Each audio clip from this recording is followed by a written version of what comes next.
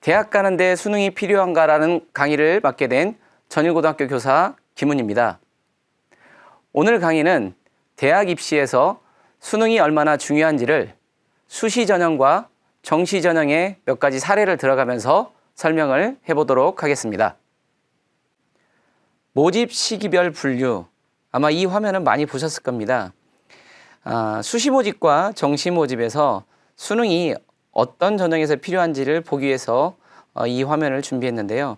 수시에서는 학생부 교과와 종합과 논술 전형에서, 정시에서는 절대적으로 수능 전형에서 수능이 필요하겠죠. 선호 대학에 따라 수시 정시 규모가 다르죠.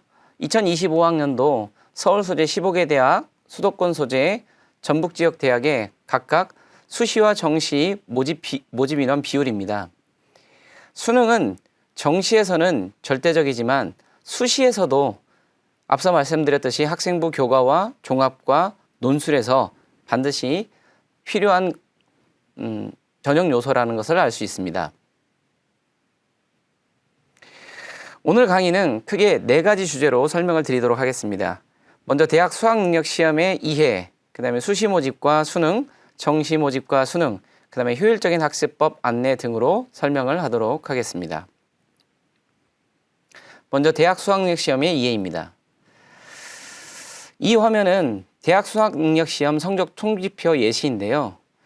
통지표를 보시면 알겠지만 표준점수 100분이 등급이 제공되고 있고요. 한국사와 영어와 제2외국어는 절대평가로, 그 다음에 국어와 수학과 탐구는 상대평가로 평가가 됩니다. 주로 등급은 수시 수능 최저학력 기준으로 활용이 되고 있고요. 100분위와 표준점수는 정시 대학별 점수 산출에 활용되고 있습니다.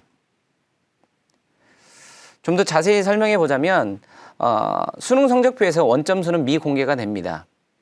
그리고 표준점수가 차지하는 것은 원점수의 상대적 서열 점수라는 건데요.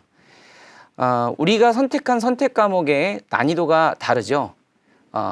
그래서 표준점수는 이 난이도를 보정해 준 점수라고 생각하시면 됩니다. 쉽게 설명드리면 선택 과목의 난이도가 어렵게 되면 표준점수가 높게 나타나게 되고요.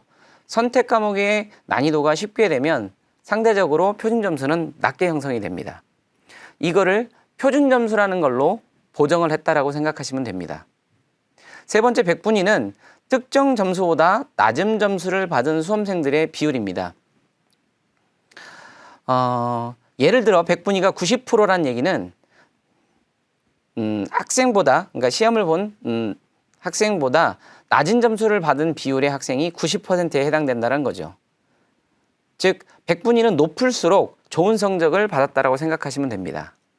100분위는 상대적인 위치를 확인하는 데 매우 유용한 점수라고 생각하시면 됩니다. 마지막으로 등급은 1등급에서 9등급까지 산출이 되는데요. 각 등급별 비율이 다릅니다. 주로 등급은 수시의 수능 최저학력 기준 자료로 활용이 됩니다. 2022학년도 통합형 수능이 개편이 되면서 수능 출제 영역 및 평가 방식이 좀 변경이 됐는데요. 이미 알고 계시겠지만 간단하게 다시 한번 짚어보고 넘어가도록 하겠습니다.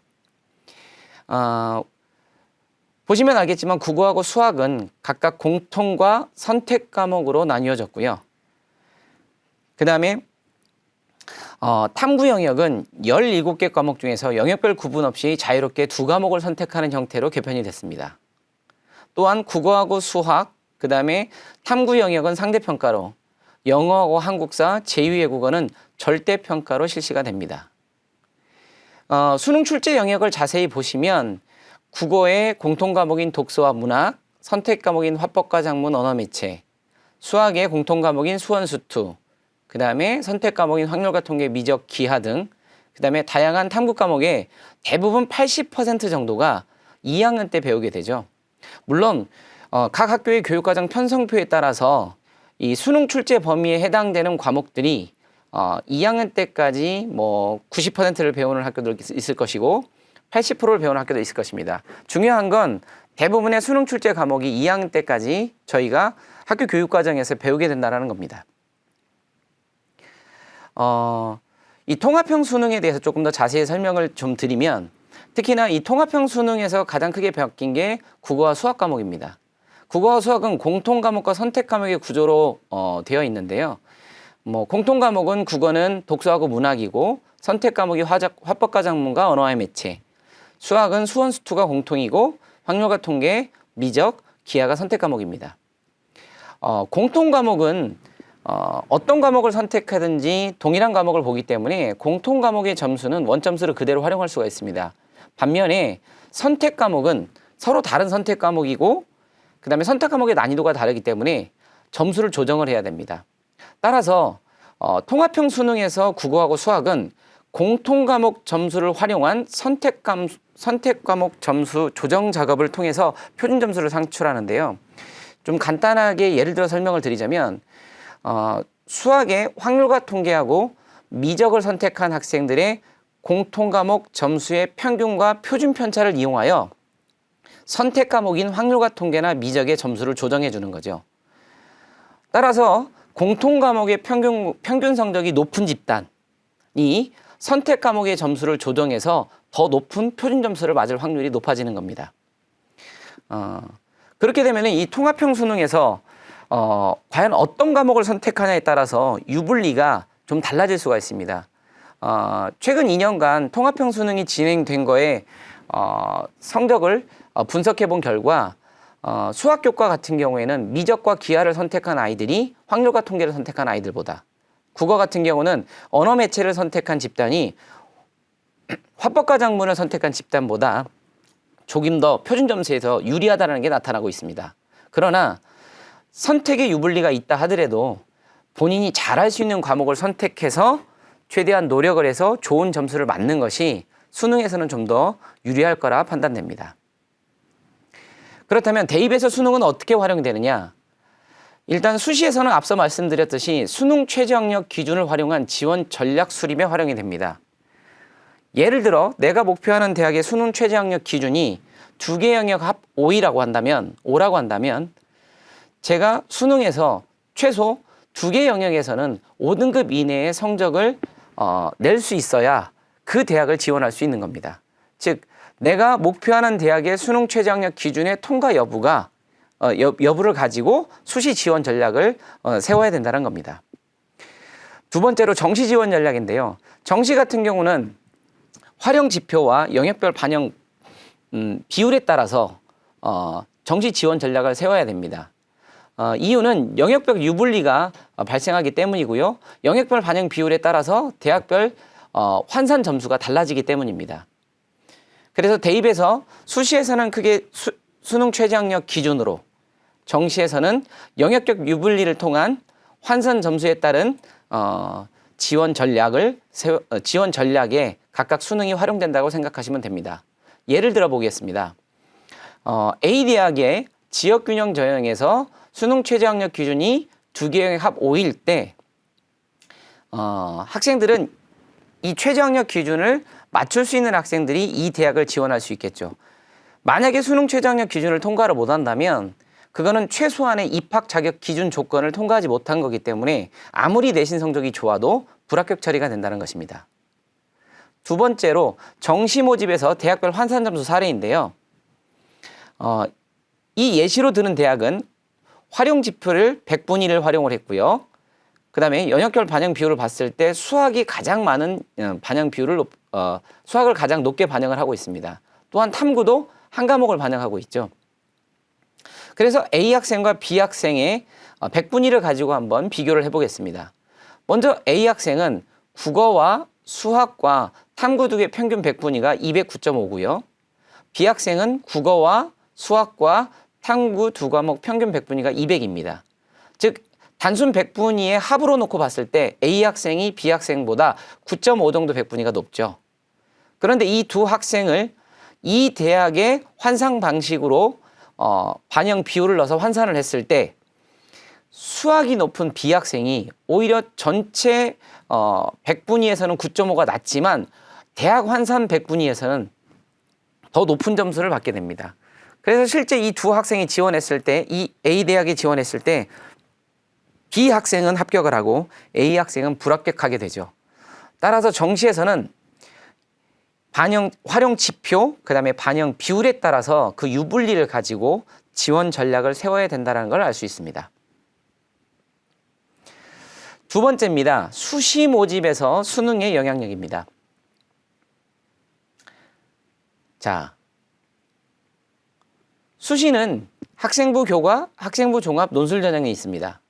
학생부 교과 전형에서는 교과 성적과 일부 서류, 학생부 종합 전형은 교과 역량과 교과 기반 교과 외 활동 내용, 논술에서는 교과 역량과 논술 역량이 중요하죠. 그런데 이 수시 전형의 이 학생부 교과와 종합과 논술에서도 바로 이 수능 최저를 활용하는 대학들이 많습니다. 논술과 학생부 교과 전형에서는 수능 최저를 걸어놓은 대학들이 많고요. 주로 학생부 종합 전형은 수능 최저가 없지만 일부 대학, 고려대, 연세대, 이화여대, 홍익대 같이 일부 대학에서는 수능 최저를 걸어놨습니다. 그래서 수시에서도 수능이 굉장히 중요한 거죠. 예를 한번 들어보겠습니다. 경희대학교입니다. 경희대학교 학생부 교과 전형에서도 수능 최저가 걸려 있고요. 경희대학교 논술 전형에서도 수능 최저가 걸려 있습니다. 즉, 수능 책략 기준의 미충족자는 입학 전형 대상에서 제외한다라고 정확하게 명시되어 있습니다. 이 말은 아무리 내신 성적이 좋고 아무리 논술 성적이 좋아도 수능 최저학력 기준을 통과를 못한다면 이 학생은 입학 전형 대상자에서 제외한다는 얘기입니다. 그래서 수능 최저 기준은 이렇게 수능 최저가 걸려있는 대학들에서 기준 조건이 되기 때문에 매우 중요한 역할을 한다라고 볼 수 있습니다. 서울 소재 15개 대학의 수시 전형에서 60% 정도가 수능 최저학력 기준이 적용이 되는데요. 교과 전형, 학생부 교과 전형에서 약 64.5%가, 그 다음에 종합 전형에서 27.1%가, 논술 전형에서 81.3%, 전체적으로 60% 정도가 수능 최저학력 기준이 적용이 됩니다. 또한 학생부 교과 전형의 수능 최저 기준이 더 많이 필요한데요. 앞서 봤듯이 서울 15개 대학의 64.5%가 수능 최저학력 기준이 적용이 되었고, 우리 지역 대학인 전북대하고 전남대의 학생부 교과 전형에서는 자그마치 86.2% 정도가 수능 최저학력 기준이 적용되어 있습니다. 그 외에 광주 전남북 소재 대학에서는 24.5%가 수능 최저학력 기준을 적용하고 있죠. 따라서 학생부 교과 전형을 지원하는 학생들은 수능 최저학력 기준의 통과 여부가 대학 입시의 합불에 매우 중요한 역할을 한다라고 보시면 되겠습니다. 좀 더 자세하게 보도록 하겠습니다. 서울 상위권 교과 전형에서 수능 최저학력 기준에 왜 대비가 필요한지 보도록 하겠습니다. 제시되어 있는 자료에서 고려대, 성균관대, 중앙대, 시립대, 서강대, 홍익대 등은 세개 영역 2등급을 요구하거나 또는 2개 2등급에 1개 영역 3등급 정도의 높은 최저 기준을 요구하고 있죠. 그래서 이 대학을 지원할 학생들은 최소한 3개 영역에서 2등급 3개 영역을 맞거나 또는 2등급 2개, 3등급 하나 정도의 수능 최저 기준을 맞을 때 지원 가능하다고 보시면 되겠고요. 경희대하고 한국외대, 숙명여대는 2등급 2개 영역, 2개 정도 또는 2등급 하나, 3등급 하나 정도의 수능 최저 기준을 맞췄을 때 지원 가능하다고 보시면 되겠습니다. 그 외에 동국대, 건국대, 연세대, 이화여대, 한양대는 수능 최저가 미적용된다는 걸 알 수 있죠. 수도권 중위권 교과 전형을 자세히 보겠습니다. 수도권 중위권 교과 전형은 수능 최저 영향이 절대적인데요. 숭실대, 인하대, 아주대는 2개 합 4에서 5 정도, 국민대와 단국대는 2개 합 5에서 6 정도, 세종대와 상명대, 서울과기대, 그 다음에 서울권의 주요 여대들은 2개 합 6에서 7 정도에 되는 수능 최저 기준을 반드시 통과를 해야 됩니다. 이 최저 기준을 맞추지 못했을 때는 앞서 설명드렸듯이 입학 전형 대상자에서 제외가 되기 때문에 아무리 좋은 내신 성적으로도 합격할 수 없다라고 생각하시면 되겠습니다. 우리 지역의 지역인재 전형을 좀 자세히 보도록 하겠습니다. 우리 지역의 지역인재 전형의 자그마치 61.9%가 수능 최저학력 기준을 적용하고 있습니다. 따라서 내가 어느 정도 수능 최저학력 기준을 맞추느냐에 따라서 제가 지원하는 대학의 선택이 달라질 수가 있는 것입니다. 전북대학교 같은 경우는 2기합 8, 전주교대 같은 경우는 2024까지는 4개 영역 합 12, 그러나 2025 전형에서는 4개 영역 합 15로 완화가 됐죠. 즉 내가 어느 정도 수능 성적을 어느 정도 내느냐에 따라서 내가 지원하는 대학 선택이 달라질 수가 있겠죠. 우리 지역 대학의 의학 계열을 좀 더 자세히 보도록 하겠습니다. 의학 계열은 보시는 바와 같이 수능 최저 기준을 대부분 모든 학과가 다 적용하고 있습니다. 전남대부터 조선대까지 보셨을 때 의예과부터 약학과까지 대부분의 모든 전남북 대학의 지역인재 전형의 의치약학 계열은 전부 다 수능 최저학력 기준을 적용하고 있어서 수능 최저학력 기준 통과는 필수라고 보시면 되겠습니다. 일부 전형에서 수능 최저학력 기준을 적용하지 않는데요. 전북대학교 수의학과 농어촌 전형, 원광대학교 의예치의회 한의학과 농어촌 전형에서만 유일하게 최저 기준을 적용하지 않고 있습니다. 즉 수능 최저학력 수시 전형에서 수능 최저학력 기준은 상위권 대학을 진학하기 위한 허들이라, 즉 반드시 통과해야 될 기준 조건이라고 보시면 되겠습니다.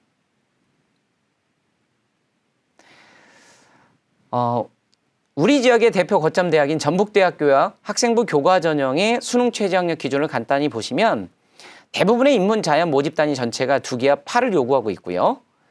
그 다음에 간호학과는 2기합 6, 그 다음에 수학교과는 2기합 7. 보시면 알겠지만 수의과대 약학과 정도는 3개합 수학을 포함해서 3개합 7.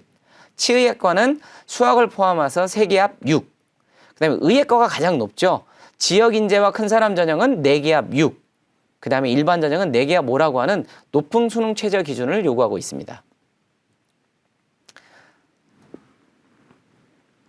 따라서 수능 최저 기준 충족은 수시 전형의 성공의 가장 기본이 되는 거죠.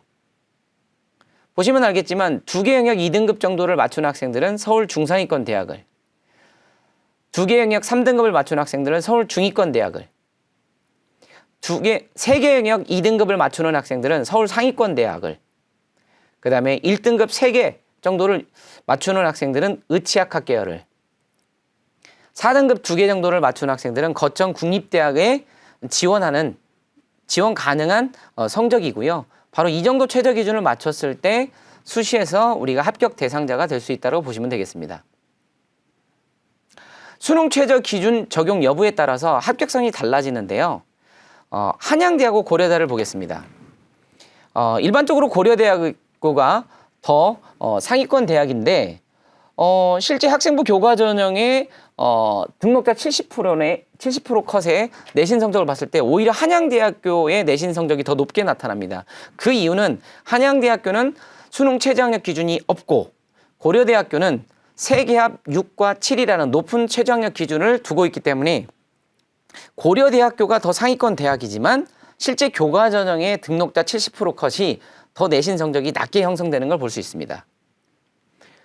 건국대학교하고 경희대를 보더라도 경희대학교가 건국대학교보다 조금 더 선호도가 높은 대학이지만 보시면 알겠지만 경희대가 좀 더 학생부 교과 전형 등록자 70% 컷이 더 낮게 형성되어 있습니다.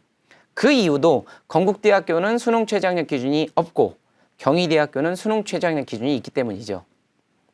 따라서 수능 최저학력 기준이 있냐 없냐에 따라서 학생부 교과 전형의 합격자의 등록 내신 범위가 좀 달라지는 걸 알 수가 있습니다.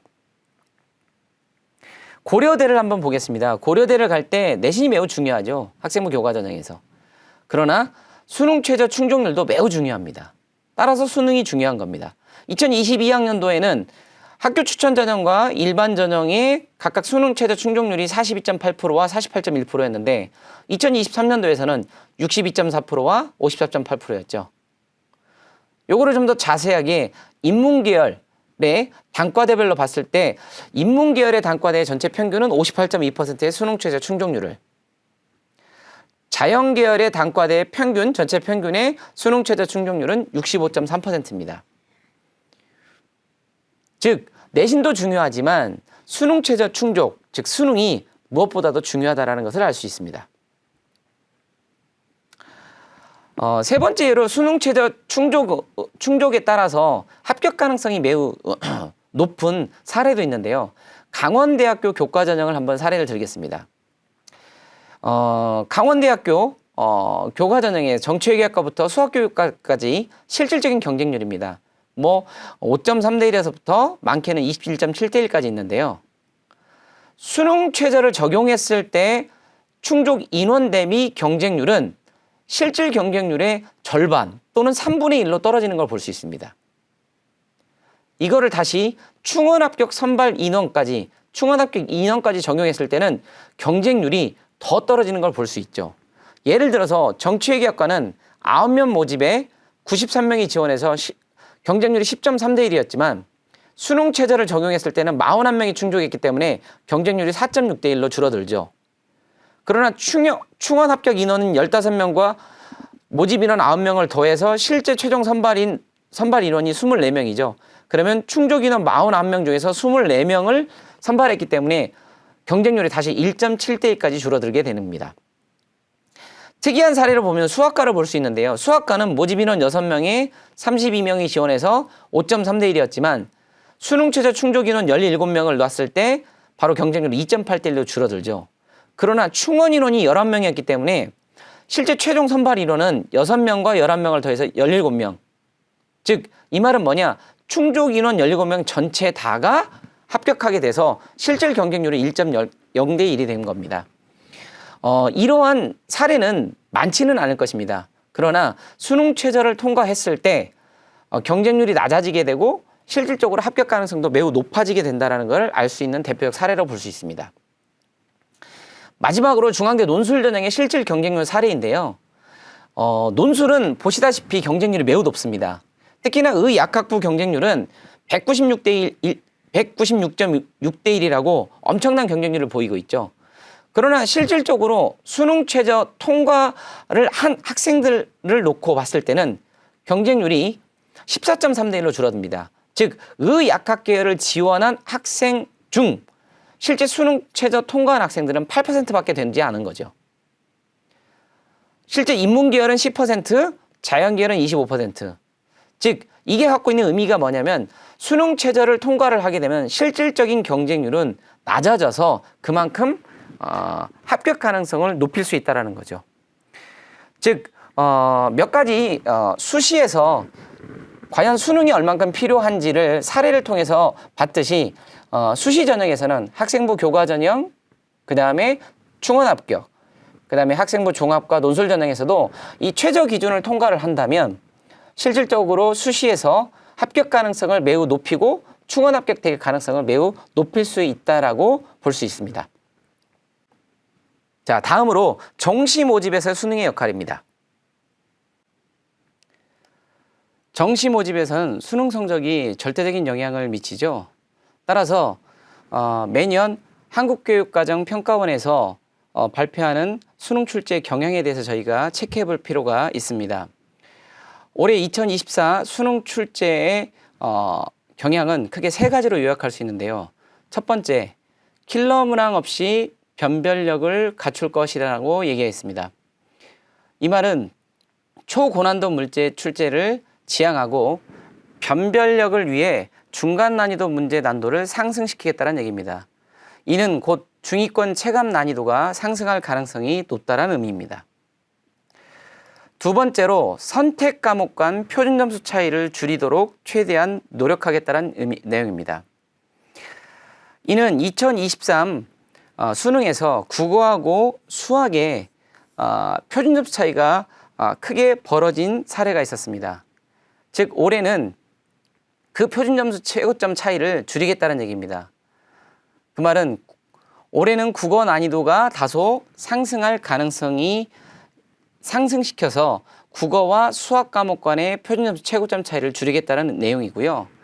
탐구 과목 같은 경우도 마찬가지로 사회탐구 과목과 과학탐구 과목의 선택 과목 간 표준 점수 차이를 줄이기 위해서 2023부터 생긴 경향인데요. 사회탐구의 과목 간 난이도가 약간 상승해서 표준 점수 최고점의 차이를 줄일 가능성이 있다는 내용입니다. 마지막 세 번째로 EBS 교재 연구율 50% 유지하되 체감 연계를 확대하겠다는 내용입니다. 이는 EBS 교재 도표, 그림, 지문 등 자료 활용도를 높이고 자료 변형을 최소화함으로써 체감 연계를 확대시키겠다는 얘기입니다. 그래서 이처럼 교육과정평가원에서 올해 출제의 방향을 어떻게 잡고 있는지를 먼저 체크해볼 필요가 있습니다. 선택 과목 간 표준 점수 차이를 줄이겠다는 내용이 바로 2023 수능과 2022 수능 때문에 그런데요. 자료에서 보시는 것처럼 2023 수능에서 국어 1등급의 최고점은 134점, 수학의 최고점은 145점이죠. 즉 국어를 만점을 맞고도 수학의 고득점을 맞은 학생들을 극복하기가 어렵게 됐습니다. 즉 이 난이도에 따라서 표준점 최고점이 너무나 크게 벌어진 거죠. 이거를 올해는 조정을 하겠다는 얘기입니다. 2022년도 사례를 보시면 국어의 표준점 최고점이 149점이었고 수학은 147점이었죠. 그리고 국어가 1등급 점수 131점에서 국어는 1등급이지만 수학은 2등급이고 보시면 125점에 국어가 2등급이고 수학 3등급이죠. 이 말은 이때 2022년도 당시에는 국어 2등급이면 수학 3등급을 얼마든지 극복이 가능했죠. 이처럼 올해 수능은 2022년처럼 이 표준 점수 최고점의 차이를 최대한 줄이도록 수능을 출제하겠다는 얘기입니다. 통합형 수능에서 되면서 가장 우리가 화두가 된 게 바로 수학입니다. 통합형 수능이 되면서 자연계 수학 학생들의 1등급 비율은 상승을 했고요. 인문계 수학의 1등급 비율은 현저히 떨어졌죠. 이 자료는 2021, 즉 통합형 수능 전과 통합형 수능의 등급별 인원 표본 추정 자료인데요. 2021 수능에서 수리 가형, 즉 이과 계열의 1, 2등급 학생들이 통합형 수능이 됐을 때 미적 기하에 전부 다 1등급으로 온 거를 볼 수 있습니다. 반면에 2021 통합형 전에 수리 나형, 인문계열의 1등급 학생들은 통합형 수능이 됐을 때 1등급과 2등급과 3등급으로 나뉘어졌죠. 즉 보시면 13,894명에서 1,478명, 즉 거의 10% 정도로 줄어들었죠. 90% 이상의 수학 1등급이 사라진 거죠. 그래서 통합형 수능에서 여러분들께서 많이 이미 그 매체를 통해서 들으셨겠지만 수학에 대한 유불리가 상당히 많이 벌어졌고요.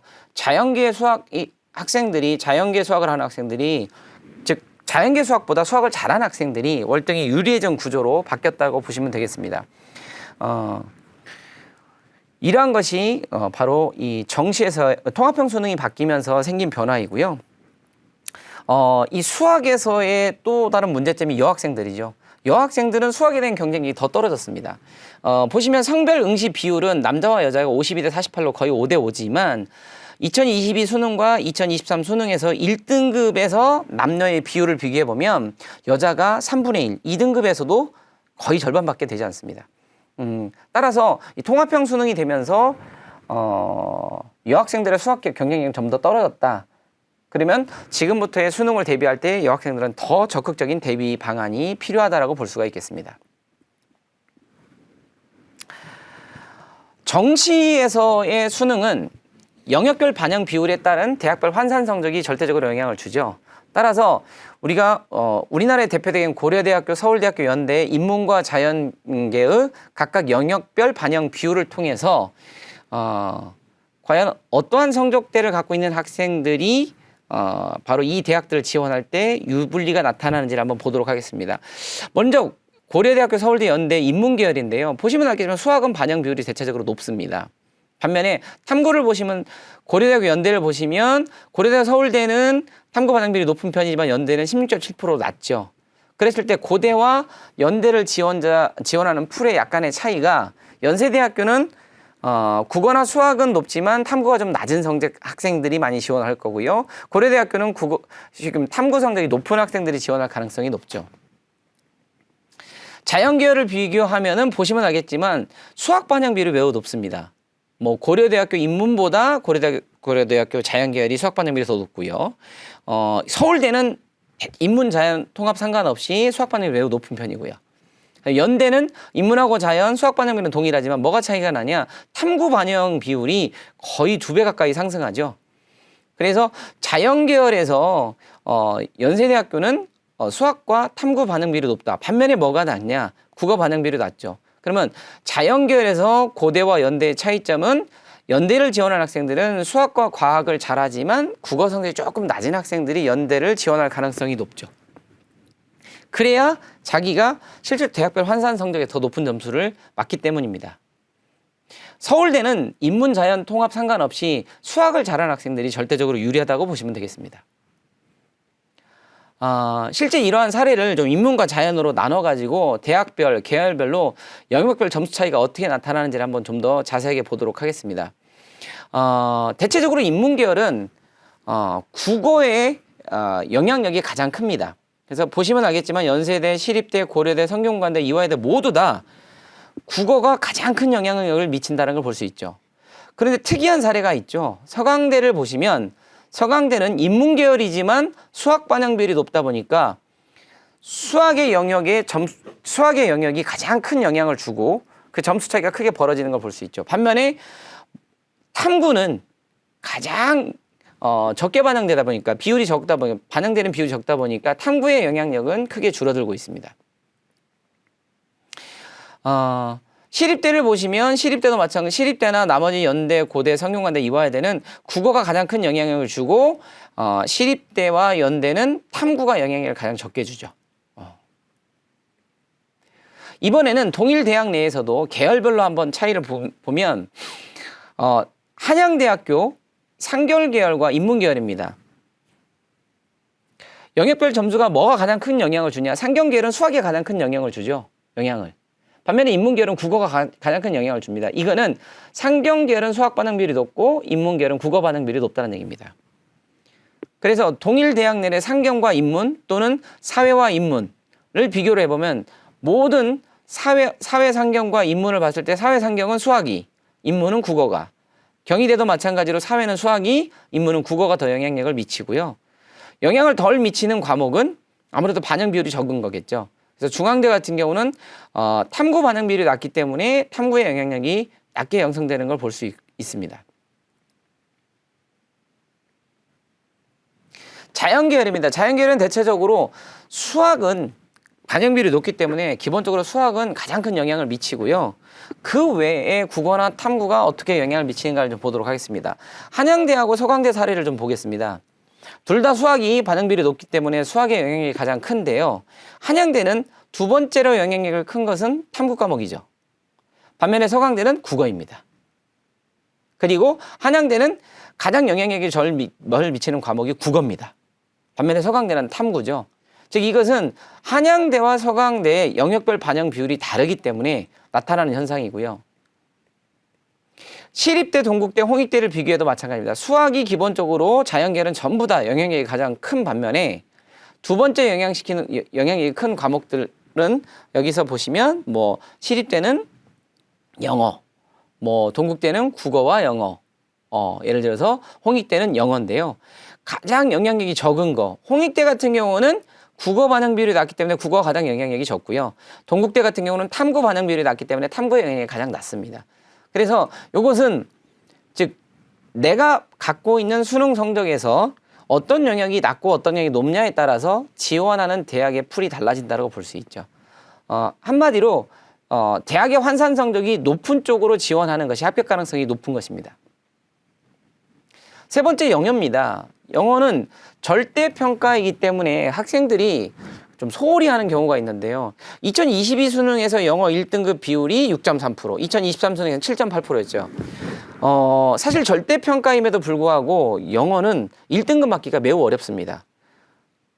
그래서 영어 공부를 소홀히 해서 만약에 영어를 1등급을 맞아야 될 학생들이 1등급을 맞지 못하게 되면은 정시 전형에서는 실질적으로 당락에 아주 큰 영향을 미칠 수가 있습니다. 그리고 전체적인 비율을 보시면 1, 2, 3등급이 2022 수능이나 23 수능에서 평균 50%, 즉 전체 수능 보는 인원의 50% 정도가 1, 2, 3등급 안에 있다. 그러면 우리가 거점 국립대 이상의 좋은 대학을 가기 위해선 최소한 영어는 3등급 정도는 맞아야 되고요. 제가 아까 좀 전에 말씀드렸듯이 영어 1등급과 2등급에 따라서 과연 정시를 지원할 때 얼만큼 크게 유불리가 생기는가를 한번 예를 들어 설명드리도록 하겠습니다. 자, 이 학생의 성적은 보시면 알겠지만 국어하고 수학, 탐구가 거의 100분위가 99, 100입니다. 의예과를 지원한 학생인데요. 영어만 2등급이에요. 그랬을 때 이 학생이 이 성적으로 각 대학별로 산출을 해서 의예과를 지원했을 때 지원 가능한 대학 보시면 알겠지만 대부분이 빨간색입니다. 지원 가능한 대학이 물론 있죠. 그러나 영어가 2등급이다 보니까 실질적으로 대부분 빨간색이죠. 이 학생을 반대로 영어만 1등급으로 바꿔보겠습니다. 즉 국어, 수학의 탐구 성적은 그대로 놓은 상태에서 영어만 1등급으로 바꿨을 때 실제 지원 가능한 대학이 훨씬 더 많아집니다. 오히려 지원 가능하지 못한 대학이 4개로 줄어들죠. 즉 이 말은 영어가 절대평가지만 1등급과 2등급에 따라서 정시 전형에서는 굉장히 큰 유불리가 발생한다는 얘기입니다. 즉 지금까지 정시에서 수능의 영향력입니다. 정시는 아무래도 영역별 반영 비율에 따라서 대학의 환산 점수가 절대적 영향을 주고 각 영역별로 우리가 어떻게 준비를 해야 되는지 몇 가지 사례를 들어서 설명을 드렸는데 결국은 정시에서는 수능이 절대적 영향력을 미친다는 얘기입니다. 자, 그렇다면 과연 이러한 수능을 어떻게 학습을 해서 성적을 올릴 것인가에 대해서 효율적인 학습법 안내를 통해서 좀 설명을 드리도록 하겠습니다. 자, 이 자료는 2022 수능 영역별 1등급에서 3등급 누적 비율을 전국 시도별로 정리한 자료인데요. 전라북도 같은 경우는 국어하고 영어 같은 경우는 17개 시도에서 약 9등, 수학 영역은 12등 정도입니다. 아무래도 전라북도 학생들이 수학이 조금 더 약하죠. 그래서 우리 학생들이 사실은 통합형 수능에서 수학이 미치는 영향이 매우 큰데 수학이 12등이기 때문에 아무래도 수학에 좀 더 치중을 하고 준비할 필요성이 있다라고 이 자료를 통해서 우리가 알 수 있을 것 같고요. 두 번째 자료는 과연 수능 성적이 얼마나 오를까를 예시로 만들어 본 자료인데요. 서울 소재의 일반계 고등학교에 37명 학생의 내신 범위, 주요 교과의 내신 등급인데요. 실제 수능에서 이 학생들이 내신보다 더 좋은 성적을 얻은 학생들은 5명밖에 없습니다. 즉 내신보다 더 좋은 수능 성적을 내는 학생들의 비율이 많지 않다는 얘기죠. 그만큼 수능은 꾸준한 학습을 통해야지만이 성적이 오를 수 있다는 것을 이 자료를 통해서 알 수가 있을 것 같습니다. 또한 재학생과 졸업생의 점수 차이가 점점 커지는데요. 2021 통합수능 전과 2022 통합수능 때에 바로 졸업생과 재학생의 수학의 점수 차이인데요. 통합수능 전에는 9.1점이었는데 통합수능이 될 때 12.3점으로 즉 점점 더 졸업생과 재학생의 표준점 차이가 벌어진다는 걸 알 수 있습니다. 이는 정시 모집 비율 확대로 인해서 좀 더 많은 학생들이, 많은 졸업생들이 수능을 다시 보고 또는 좋은 성적을 가진 학생들이 수능을 다시 보기 때문에 나타나는 현상이라고 생각하고요. 두 번째 자료는 정말 정시가 확대가 됐을 때 우리 재학생들한테도 기여가 되느냐. 이 자료는 2022 정시 전형에서 재학생과 졸업생의 합격자 비율을 나타낸 건데요. 실제 경희대, 고려대, 성균관대, 인하대, 중앙대에서 보시면 거의 66% 정도가 졸업생이 합격을 했습니다. 실제 재학생은 34%죠. 상위권 대학으로 갈수록 조금 더 줄어든다는 걸 볼 수 있습니다. 즉 정시가 우리가 40%로 확대가 돼서 우리 재학생들에게도 기회가 되는 부분은 분명히 있겠지만 65% 이상의 실질적으로 졸업생 학생들이 합격을 함으로써 실제 재학생들은 정시에서는 매우 힘들다. 그러나 우리가 그래도 35% 정도의 합격을 하고 있기 때문에 그래도 정시를 우리가 포기하면 안 되고요. 또 수능을 포기하면 안 되고 수능을 지속적으로 그래도 우리도 공부를 해서 우리가 수시와 또는 정시에서의 합격하는데 우리가 충분히 도움을 받아야 될 거라 생각을 합니다. 자, 그러면 내신과 수능을 좀 비교를 해보겠습니다. 내신과 수능의 공통점은 뭐냐? 그렇습니다. 우리가 기본적으로 우리가 배우는 교과 내용에 대한 개념을 먼저 잘 정리해서 이해를 해야 됩니다. 그래서 결국은 개념을 정리하고 그것을 잘 이해하고 우리가 적용시키는 능력을 키운다면 그래서 기초학업 역량을 키운다는 의미에서는 수능과 내신의 전부 다 공통점일 거고요. 그러기 위해서는 우리가 어떻게 해야 되냐? 즉 학습을 해야 되죠. 즉 학습은 잘 아시겠지만 배우는 내용을 우리가 충분히 익혀야 된다는 얘기입니다. 즉 우리가 배우는 데서 멈춰서는 안 되고요. 충분히 반복 학습을 통해서 우리가 배운 내용을 익혔을 때 내신이든 수능에서 우리가 좋은 결과를 얻을 수 있는 겁니다. 자, 그렇다면 어떻게 효율적으로 학습을 해야 되냐? 아마 이 자료는 여러분들이 많이 보셨을 거예요. 독일의 헤르만 에빙하우스라고 하는 심리학자가 만든 이게 망각곡선이라는 내용인데요. 사실 우리가 배운 내용을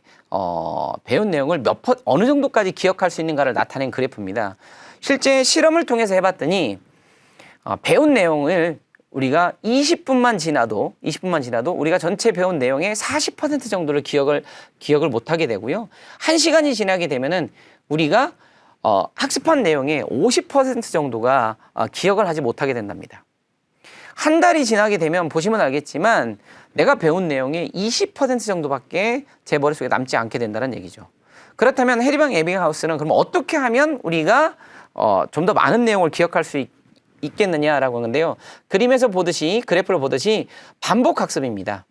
즉 효율적인 학습 방법이라는 것은 우리가 수업을 배우고 난 다음에 바로 즉각적으로 우리가 즉각적으로 복습을 한번 하고 그날 한번 다시 한번 전체적인 내용을 복습을 하고 일주일 뒤에 복습을 한번 하고 또는 30일 뒤에 복습을 한번 하는 즉 내외에 그 4번에 걸쳐서 이렇게 반복 학습을 하는 건데요. 이렇게 학습을 시켰더니 우리가 배운 내용의 80% 이상이 우리 머릿속에 기억할 수 있게끔 되었다고 합니다. 결국은 우리가 수능에서의 효율적인 학습 방법이라는 것은 반복 학습을 통해서 우리가 배운 내용을 최대한 더 많은 내용을 기억할 수 있도록 노력하는 거죠. 자, 그렇다면 수능과 내신의 차이점은 뭐냐? 수능은 2달치의 범위고 내신은 2달치의 범위고 수능은 최소 1년치의 범위고요. 내신은 의도 파악이 안 되는 문제가 좀 적은 반면 수능은 의도 파악이 어려운 문제가 많이 존재하죠.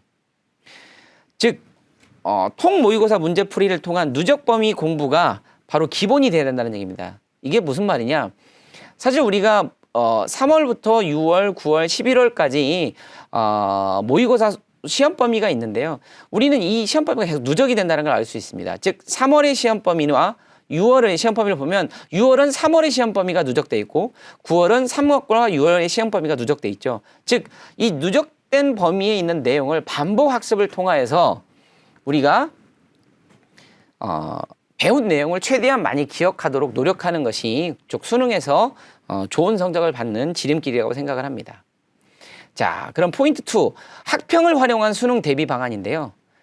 한국교육과정평가원에 가면 자료마당에 수험 자료에 가면 학습 방법 안내가 되어 있습니다.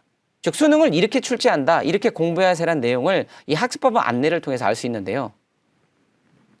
즉 각 영역별로 평가 목표, 학습 방법, 연계 방식 등이 전부 다 공개되어 있습니다. 예를 들어 독서 같은 경우는 인문예술, 사회문화, 과학기술 분야의 다양한 글을 읽고 어휘력과 사실적, 추론적, 비판적, 창의적 사고력을 기르고 다양한 분야의 글을 깊이 있게 이해하는 능력을 기를 수 있도록 학습해야 된다고 나오고 있고요. 그래서 지문을 분석하고 독해력을 향상시켰을 때 바로 이 독서에서 우리가 고득점을 얻을 수 있는 겁니다. 수학은 수학 내외의 간접적 출제 범위를 포함하고 있다. 즉 수원의 출제 범위, 수투의 출제 범위, 확률과 통계, 미적, 기하의 출제 범위를 전부 다 공개하고 있어서 수원, 수투, 즉 공통 과목과 선택 과목 간의 연계성을 우리가 알 수 있고요. 또한 수학은 계산 능력, 이해 능력, 추론 능력, 문제 해결 능력을 평가하는 과목이라고 자세하게 공개하고 있습니다. 그래서 이러한 내용을 통해서 우리가 수능에서의 국어, 수학, 탐구 영역들을 어떻게 준비를 해야 될지를 우리가 전략을 세울 필요가 있겠죠.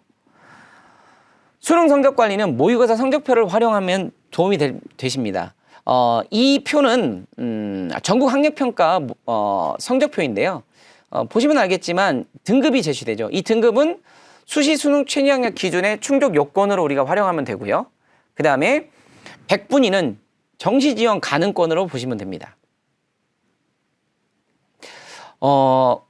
각각 이 성적표를 보시면 국어와 수학의 영역별 배점과 득점이 나옵니다. 즉 내가 어떤 영역에서 많은 득점을 했고 어떤 영역에서 가장 취약한지를 알 수가 있습니다.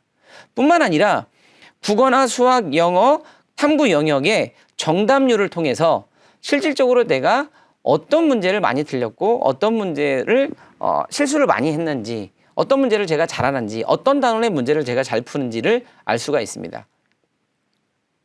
그래서 이렇게 모의고사 성적표를 활용하여 우리가 첫 번째 내가 목표하는 대학의 수능 최저학력 기준과 내 성적표에 있는 등급을 비교하여 목표 등급을 우리가 먼저 설정하고, 그 다음에 제 성적표에 있는 국어, 수학, 탐구의 100분위 합 또는 평균 100분위를 확인하고 어디가에서 입결, 우리가 목표하는 대학의 입시 결과를 확인하여서 목표 대학 및 성적을 설정하여 부족한 100분위 점수를 과연 어떻게 내가 보완할 것인지, 또한 오류 문항 리뷰, 즉 문항별 정답률인데요. 우리가 보면 문항별 정답률에 보면 A, B, C, D, E라고 나오는데 A로 갈수록 정답률이 높고 E로 갈수록 정답률이 낮죠. 즉 E로 갈수록 우리가 고난이도고 A는 우리가 쉬운 문제죠. 그래서 제가 어떤 난이도 문제에서 가장 내가 많이 틀리는지 정답률을 고려하여 자신의 목표 학업량을 설정을 해서 전략을 짜야 되겠죠. 이런 식으로 공부를 하게 된다면 여러분들이 많은 도움을 받을 수 있을 거라 생각합니다. 대학별 입시 정보인데요. 뭐 잘 아시겠지만 어디가의 전형평가 기준 결과 공개에 이 종합, 교과, 수능 위주 전형을 눌러보시면 이 수능 위주 전형의 각 영역별 70% 컷을 통해서 실질적으로 여러분들의 100분위와 목표 대학의 100분위를 비교해서 목표 대학 설정하는 데 도움을 받으실 수 있습니다. 자, 마무리하겠습니다. 학교 수업은 수능과 대학별 고사를 가는 출발점입니다. 여러분들이 학교 수업 시간에 배우는 교과 내용을 충실히 배우고 그 교과 내용에서 배우는 개념과 원리를 충분히 이해를 하게 된다면 여러분들은 수능에서도 훨씬 더 좋은 점수를 맞게 될 수 있고요. 그러한 개념과 과학적 원리를 여러분들이 충분히 이해하고 있다면 대학별 고사인 면접과 논술에서도 충분히 경쟁력을 갖출 수 있을 거라 생각합니다. 또한 대학의 핵심 포인트를 이해해야 됩니다. 여러분들이 변하는 것과 변하지 않는 것, 제가 앞서 설명드렸을 때 변하는 것들은 뭐 수능 최저학력 기준이나 반영 비율 같은 것들을, 반영 교과 이런 것들은 변할 수 있겠죠. 그러나 변하지 않는 것, 즉 통합형 수능은 변하지 않습니다. 통합형 수능은 변하지 않겠죠. 그래서 이러한 것들 변함과 변하지 않는 것이 무엇인가를 여러분들 먼저 체크를 하시고, 그 다음 통합형 수능에서 가장 크게 유불리가 갈리는 과목 중에 하나가 바로 수학이죠. 수학은 사고력과 논리력을 요하는 과목입니다. 그런데 이 수학적 사고력과 논리력을 통하여서 결국 여러분들이 생각할 줄 아는 능력을 점점점 증가시킬 때 여러분들은 수능이든 이런 모든 그 대학별 고사에서는 충분한 능력을 발휘할 수 있을 거라 생각을 합니다. 자, 마무리하겠습니다. 경제 법칙은 최소한 투자로 최대 효과를 바라보는 거죠. 그러나 공부는 그렇지 않죠. 뿌린 대로 거두린다. 그렇습니다.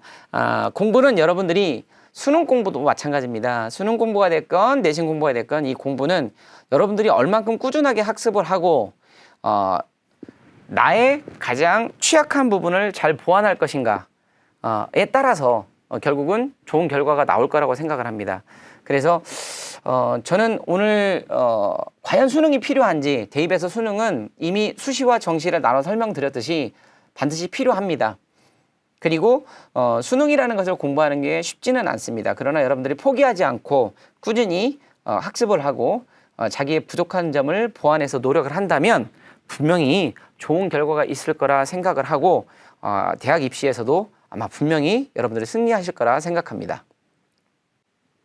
이것으로 대학 가는데 수능이 필요한가의 강의를 마치도록 하겠습니다.